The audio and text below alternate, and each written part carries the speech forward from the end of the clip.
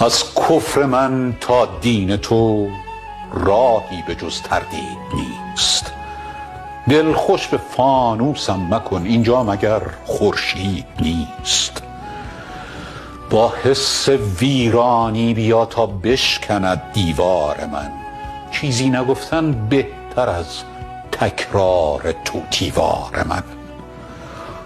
بی جستجو ایمان ما از جنس عادت می شود، حتی عبادت بی عمل وهم سعادت می شود.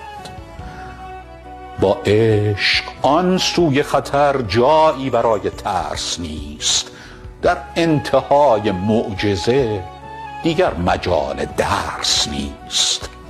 کافر اگر عاشق شود بی پرده مؤمن می شود، چیزی شبیه معجزه با عشق ممکن می شود.